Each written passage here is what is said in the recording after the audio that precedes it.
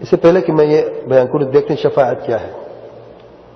عربی زبان میں شفاعت کہتے ہیں لفظ شفاعہ، جسے ہم کہتے ہیں طاق اردو میں. وطر ایک ہوتا ہے، شفع دو ہوتے ہیں، یعنی ایک سے دو ہو جانا. ایک سے دو وہ بھاگنا نہیں، ایک سے دو ہو جانا، بلکہ ایک سے دو یعنی ایک نہیں بلکہ دو ہو جانا. اور شریعت میں اس کا مطلب یہ ہے التوسط طلب الخير للغير بجلب منفعة او دفع مضرة. توسط دو چیزوں کے درمیان میں آنا، ایک سے دوسرے کے لیے خیر طلب کر کے. اور یہ خیر دو صورتوں میں ہوتا ہے، یا ایک شخص سے دوسرے کو نفع پہنچانا، یعنی ایک شخص سے کوئی کام پھنسا ہوا ہے، اس کا منفعت رکی ہوئی ہے، تو بیچ میں آ کے ایک سے دوسرے کی جو منفعت ہے، جو فائدہ ہے، اسے پہنچانا سفارش کر کے. او دفع مضرہ، یا کوئی نقصان اس شخص کو ہونے والا ہے، کوئی تکلیف پہنچنے والی ہے، سفارش کر کے اس کی تکلیف کو دور کر دینا، اسے کہتے ہیں سفارش، شفاعت. اور شفاعت کی دو قسمیں ہیں شریعت میں. شفاعت کی دو قسمیں ہیں. نمبر ایک، جیسے شیخ صاحب فرماتے ہیں وہ شفاعت شفاعتان، اور شفاعت دو قسم کی ہوتی ہے، شفاعت منفیہ و شفاعت مثبتہ. نمبر ایک، منفی شفاعت، یعنی جو شفاعت ہوتی ہی نہیں، اس کا نام شفاعت ہے لیکن وہ شفاعت قابل قبول نہیں، منفی شفاعت، نیگیٹو جسے کہتے ہیں. نمبر دو، وہ شفاعت مثبتہ، اور مثبت شفاعت، جس شفاعت کا وجود بھی ہے اور جسے اللہ تعالیٰ قبول بھی فرمائیں گے. آئیے دیکھتے ہیں منفی شفاعت کیا ہے. فالشفاعت المنفیہ، بس منفی شفاعت یہ ہے ما كانت تطلب من غیر اللہ فيما لا يقدر عليه الا اللہ. منفی شفاعت وہ ہے جو اللہ تعالیٰ کے سوا کسی اور سے مانگی جائے، طلب کی جائے، ہر اس عمل میں یا ہر اس کام میں جس پر صرف اور صرف اللہ تعالیٰ قادر ہے. اللہ تعالیٰ کے سوا کوئی بھی قادر نہیں.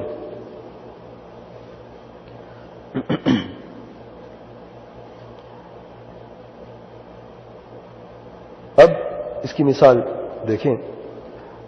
ایک شخص سے کہتا ہے یا رسول اللہ مجھے نیک اور صالح اولاد عطا فرما. عام طور پہ اسی طریقے سے جو مخالفین اس طریقے سے یہ دعا مانگتے ہیں. جب مجھ سے سوال کیا جاتا ہے آپ نے یہاں پر نبی کریم صلی اللہ علیہ وسلم کو پکارا ہے، اور غیر اللہ کو پکارنا ہر اس کام میں جس پر صرف اور صرف اللہ تعالیٰ قادر ہے، اسے شرک کہتے ہیں، شرک اکبر ہے. کہتے ہیں ہم نے پکارا تو نہیں ہے، ہم نے تو صرف وسیلہ بنایا ہے. ہم نے وسیلہ بنایا، ہم نے کہا ہم جانتے ہیں کہ اولاد عطا کرنے والا صرف اس اللہ تعالیٰ کی ذات ہے، اللہ تعالیٰ کو کوئی بھی اولاد عطا نہیں کرتا. تو ہم نے جب یہ کہا اپنی زبان سے کہ یا رسول اللہ صلی اللہ علیہ وآلہ وسلم ہمیں نیک اور صالح اولاد عطا فرما، ہمارا ایمان، ہماری نیت، ہمارا عقیدہ یہ تھا کہ نبی کریم صلی اللہ علیہ وسلم ہماری سفارش کریں کہ اللہ تعالیٰ ہمیں نیک اور صالح اولاد عطا فرمائے. کیا ان کا قول درست ہے؟ نہیں درست. کیوں؟ شفاعت کا مطلب کیا ہے؟ ابھی میں نے بیان کیا ہے. دو چیزوں کے درمیان میں ایک تیسری چیز آتی ہے جو ان دونوں کو قریب کر دیتی ہے، ایسا کہ نہیں؟ اور یہاں پر کتنی چیزیں ہیں؟ ایک مانگنے والا ہے، ایک وہ جسے مانگا جا رہا ہے. تیسری چیز کوئی ہے؟ نہیں ہے. بات سمجھے کہ نہیں؟ یا رسول اللہ صلی اللہ علیہ وسلم مجھے نیک اور صالح بیٹا عطا فرما. کسے پکارا جا رہا ہے؟ رسول اللہ صلی اللہ علیہ وسلم کو براہ راست پکارا جا رہا ہے. شفاعت کا مطلب ہے کہ ایک تیسری کوئی چیز ہے جسے آپ پکارتے ہیں یا جسے آپ یہ طلب کرتے ہیں کہ آپ کو اس چیز تک پہنچایا جائے جہاں پر آپ اپنی فریاد کر رہے ہیں. زبان سے تو آپ یہ کہہ رہے ہیں کہ ہم اللہ تعالیٰ سے مانگ رہے ہیں, عقیدے میں دل سے آپ یہ کہتے ہیں کہ ہم اللہ تعالیٰ سے مانگ رہے ہیں, لیکن زبان سے کیا کہہ رہے ہیں؟ یا رسول اللہ مدد. تو یہ سفارش کبھی ہو ہی نہیں سکتی, نہ شریعت میں, نہ عربی زبان میں, اور نہ ہی عرف میں. اور یہ تین حقائق ہیں جو موجود ہیں. حقیقت یا شرعیہ ہوتی ہے, یا لغویہ ہوتی ہے لغت کے اعتبار سے, یا عرفیہ ہوتی ہے عرف کے اعتبار سے. شریعت نے بھی یہ بیان کیا سفارش شفاعت کی یہ مفہوم ہے کہ آپ کسی تیسری ذات کو دو کے درمیان میں لے کے آئیں, اور پھر اس تیسری چیز کو اس چیز کے لیے سفارش بنائے جو آپ کو اس چیز کے لیے قریب کر دے جس کے آپ قریب ہونا چاہتے ہیں. تو آپ کے یہ الفاظ کہ یا رسول اللہ مدد مثال کے طور پہ, یہ آپ براہ راست مانگ رہے ہیں, اسے کبھی بھی سفارش یا شفاعت نہیں کہا جاتا. رہ گئی یہ بات کہ ہماری نیت اچھی تھی, یہ قاعدہ اچھی طرح یاد کر لیں, ذہن نشین کر لیں. یہ قاعدہ آپ کو بہت جگہوں پہ انشاءاللہ فائدہ دے گا. النیت الصالحہ لا تصلح العمل الفاسد. لکھنا یہ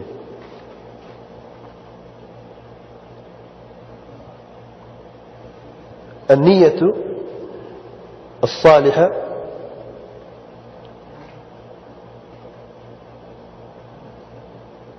النیت الصالحہ لا تصلح العمل الفاسد. اچھی نیت برے عمل کو کبھی اچھا نہیں کر سکتی. والنیت الفاسدہ تفسد العمل الصالح. اور بری نیت اچھے عمل کو فاسد کر دیتی ہے. اب مثال سے بات آسان ہو جائے گی. اچھی نیت ایک طرف ہے اور دوسری طرف ہے برا عمل. اس کی مثال, ایک شخص گزر رہا ہے, راستے میں اس نے ایک خوبصورت عورت کو دیکھا اور رک گیا اور دیکھتا رہا. کسی نے کہا اب یہ کیا کر رہے ہو, غیر محرم عورت ہے, حرام ہے, آپ پر کیوں دیکھ رہے ہو؟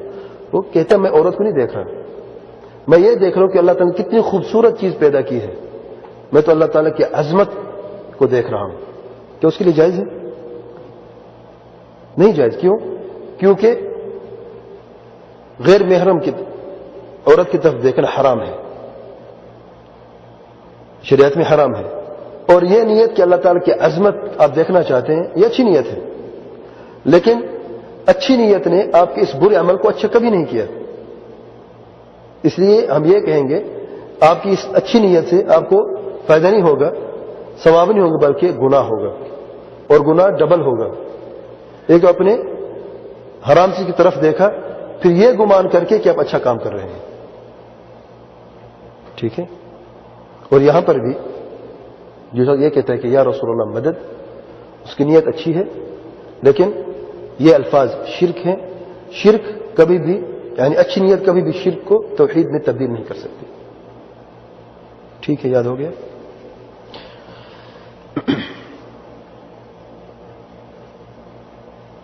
والدلیل قوله تعالی. اب یہ منفی جو شفاعت ہے اس کی دلیل شیخ صاحب بیان کر رہے ہیں. والدلیل قوله تعالی یا ایها الذین آمنوا انفقوا مما رزقناکم من قبل ان یأتی یوم لا بیع فیہ ولا خلة ولا شفاعة والکافرون هم الظالمون. سورة البقرہ آیت نمبر 200.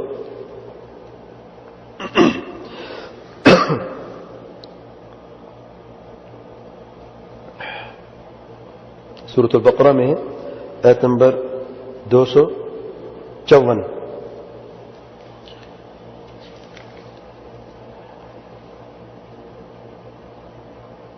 دلیل کے طور پر شیخ صاحب آیت بیان کرتے ہیں. ارشاد باری تعالی ہے یا ایھا الذین آمنوا, اے ایمان والو.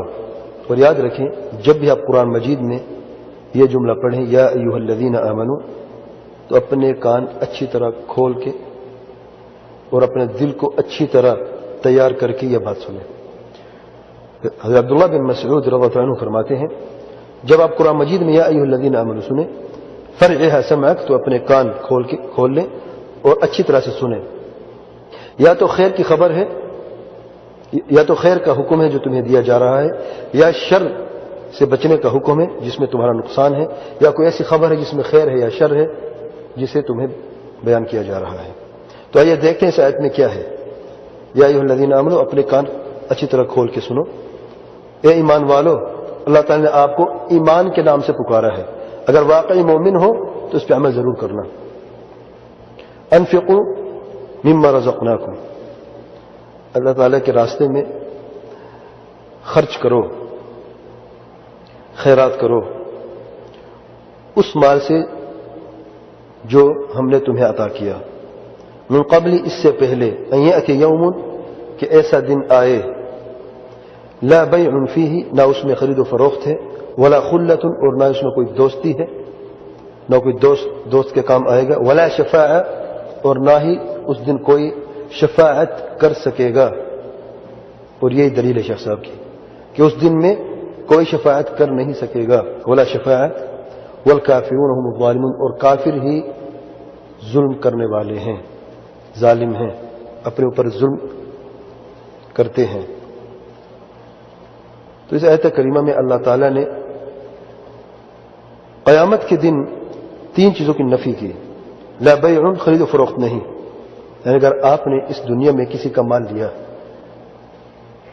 ظلم کیا کسی پہ، کسی کا حق کھایا اور مر گئے، وہ شخص بھی مر گیا، آپ بھی مر گئے، اب قیامت کے دن جب حساب ہوگا اور انسان دیکھے گا کہ کس طریقے سے مشکل اور کٹھن حساب ہے، کوشش کرے گا کہ وہ جس پر اس نے ظلم کیا دنیا میں کہ اس کا حق واپس کر دے، بھاگے گا، دیکھے وہاں پر کوئی ریال درہم نہیں، وہاں پر دو چیزیں ہیں، یا حسنات ہیں یا سیئات ہیں، یا نیکیاں ہیں یا بدیاں ہیں، بس کچھ نہیں۔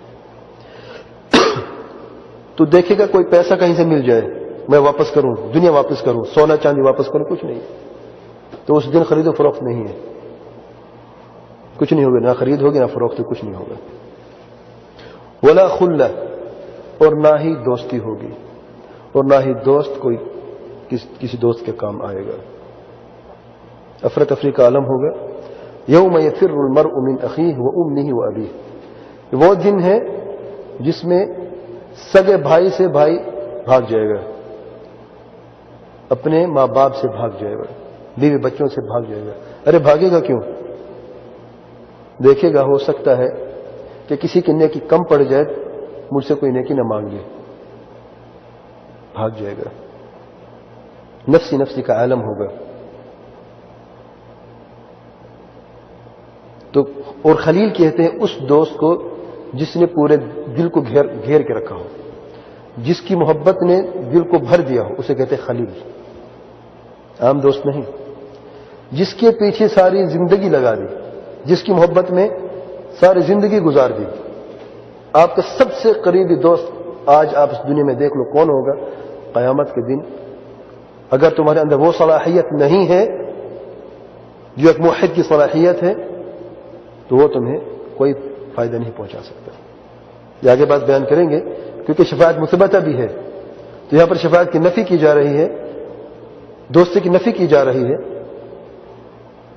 تو پھر دوست بھی تو شفاعت کریں گے آگے جیسے بیان ہوگا، لیکن یہ ان لوگوں کے لیے ہے جن کے پاس کوئی مادہ ہے ہی نہیں، کوئی صلاحیت ہے ہی نہیں کہ کوئی ان کے کام آ سکے، کورے ہیں، کچھ نہیں ان کے پاس۔ تو سب سے پیارا دوست، سب سے قریبی دوست اس دن آپ کے کوئی کام نہ آئے گا۔ ولا شفاعہ، اور شفاعت کرنے والوں کی شفاعت بھی کام نہ آئے گی۔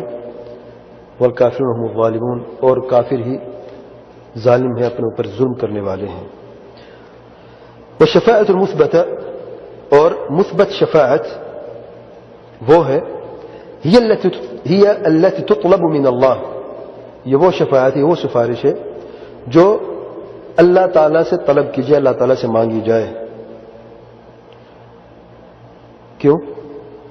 کیونکہ شفاعت کا مالک صرف اور صرف اللہ تعالیٰ ہے، یاد رکھیں۔ ارشاد باری تعالیٰ ہے وَلِلَّهِ الشَّفَاعَةُ جَمِيعًا، ساری کی ساری شفاعت کا مالک صرف اور صرف اللہ تعالیٰ ہے۔ تو پھر مانگنا بھی صرف اور صرف اللہ تعالیٰ سے چاہیے کہ نہیں؟ کہ اللہ تعالیٰ فلاں کو میرا شفیع بنا دے، یہ درست ہے۔ براہ راست آپ کسی سے مانگ کر، کسی کو پکار کے شفیع نہیں بنا سکتے۔ یا رسول اللہ مدد ایک لفظ ہے، دوسرا ہے کہ اللہ تعالیٰ مجھے نبی کریم صلی اللہ علیہ وسلم کی شفاعت عطا فرمائے یا نصیب فرمائے، اور ایک یہ دعا ہے۔ ایک تو شرک ہے اور ایک توحید ہے، دونوں فرق دیکھیں۔ وجہ کیا ہے؟ شفاعت کے مالک صرف اور صرف اللہ تعالیٰ ہے، اور یہی شفاعت ہے جو اللہ تعالیٰ قبول فرمائے گا۔ کون سی ہے؟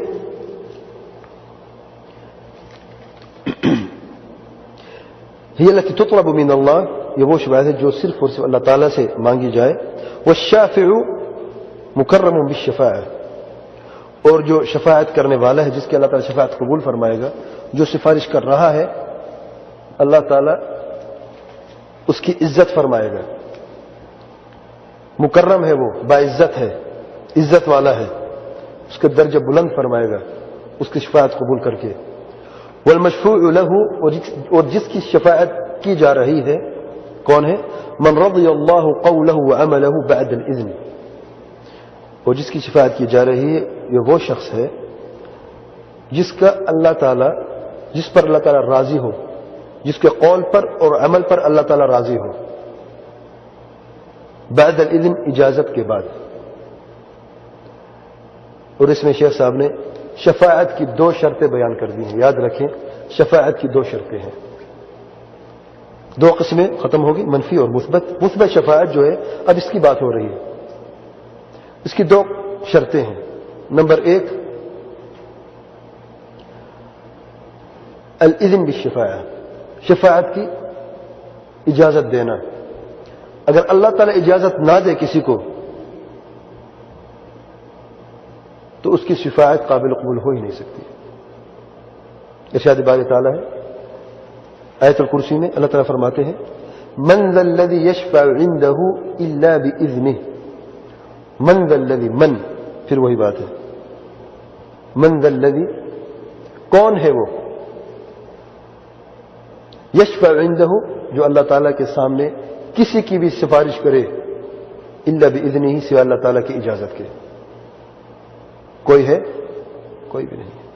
اور یہ چیلنج ہے، الفاظ جو ہے بہت سخت الفاظ ہیں۔ وہ کون ہے تو کوئی سامنے آئے، جس طریقے سے کہتے ہیں عوام الناس سے بات، کوئی ہے تو سامنے آئے، دکھائے کون ہے وہ جو اللہ تعالیٰ کی اجازت کے بغیر یہ عمل کر سکے۔ کوئی بھی نہیں ہے۔ تو سب سے پہلی شرط اللہ تعالیٰ کی اجازت، اللہ تعالیٰ کی اجازت نہیں تو سفارش ہے۔ اس کی مثال کوئی ہے؟ کوئی جانتا ہے؟ اجازت نہیں تو سفارش نہیں۔ ایک بہت مشہور مثال ہے، بارک اللہ فیک، فتح اللہ علیک۔ ابو طالب، نبی کریم صلی اللہ علیہ وسلم نے سفارش کی اور ان کے لیے دعا بھی کی، لیکن اجازت نہیں تھی۔ دوسری شرط ہے الرضا، کہ اللہ تعالی جس کی شفاعت کی جا رہی ہے اس پر راضی ہو۔ اگر اللہ تعالی راضی نہیں ہے تو شفاعت نہیں ہو سکتی۔ کافر کی شفاعت ہو سکتی ہے؟ کافر کی سفارش ہو سکتی ہے؟ نہیں ہو سکتی۔ کیوں؟ کیونکہ اللہ تعالیٰ کفر پر کبھی راضی نہیں ہے۔ وَلَا يَرْضَى لِعِبَادِهِ الْكُفْرَ، اس کی دلیل کیا ہے؟ وَلَا يَشْفَعُونَ إِلَّا لِمَنِ ارْتَضَى، اور نہیں سفارش کرتے سوائے ان لوگوں کی جن پر اللہ تعالیٰ راضی ہو۔ تو یہ دو شرطیں بھی یاد رکھیں اچھی طرح سے کہ شفاعت کی دو شرطیں ہیں۔ اگر یہ دو شرطیں پائی جائیں تو انشاءاللہ شفاعت اللہ تعالیٰ قبول فرمائیں گے۔ دوسری، اللہ تعالیٰ کا راضی ہونا۔ اگر اللہ تعالیٰ راضی نہیں ہے مشفوع پر، جس کی شفاعت کی جا رہی ہے، تو اس کی شفاعت نہیں ہو سکتی۔ مثبت پازیٹو، جو اللہ تعالیٰ مانے گا،